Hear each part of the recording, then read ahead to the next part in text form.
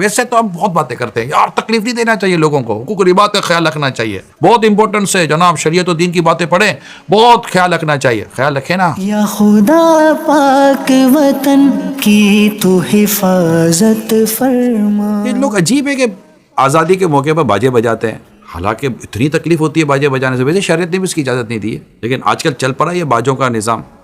تو یہ باجے نہیں بجانے چاہیے۔ اللہ پاک کا شکر ادا کریں، نمازیں پڑھیں، عبادت کریں، شکرانے کے نفل پڑھیں، اور ایک دوسرے کا خیال رکھیں۔ یعنی ایک ایسا آلہ، ایک ایسا ایکوپمنٹ اب بڑے بچوں کے ہاتھوں میں آ گیا جس سے لوگوں کو تکلیف ہو رہی ہے،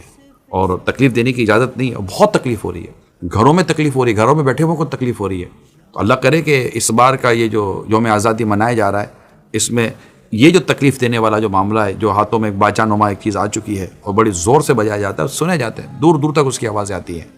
مسجد میں لوگ نماز پڑھ رہے ہوتے تکلیف ہو رہی ہوتی ہے، گھروں میں لوگ آرام کرے تکلیف ہو رہی ہوتی ہے۔ ویسے تو ہم بہت باتیں کرتے ہیں یار، تکلیف نہیں دینا چاہیے لوگوں کو، حقوق ربات کا خیال رکھنا چاہیے، بہت امپورٹنٹ ہے جناب، شریعت و دین کی باتیں پڑھیں، بہت خیال رکھنا چاہیے، خیال رکھیں نا۔ کس نے منع؟ صحیح بات ہے، واقعی لوگوں کو تکلیف نہیں دینی چاہیے، یہ باجوں سے تکلیف ہو رہی ہے، یہ جو آپ جو موٹر سائیکل میں جو سائلنسر کی جالی نکال کے جو پھر رہے ہیں، اس پر تکلیف ہو رہی ہے، یہ جو خوشی کے نام پر جو آپ فائرنگیں کر رہے ہیں، اس پر تکلیف ہو رہی ہے، بہت واقعی تکلیف ہو رہی ہے، جو بڑے بڑے ہارن بجا رہے ہیں، گانے بجا رہے ہیں، تکلیف ہو رہی ہے، یہ جو گلی میں جو شور مچا رہے ہیں، آپ کو یقین دلاتا ہوں اس سے تکلیف ہو رہی ہے۔ تکلیف ہے، بند کریں تکلیف، اور مسلمان کو ویسے تکلیف نہیں دینا چاہیے۔ اللہ پاک ہمیں آزادی جو ہمیں ملی ہے، اس کے مقصد کو اور اس کی روح کو سمجھنے کی توفیق عطا فرمائے۔ یا خدا پاک وطن کی تو حفاظت فرما،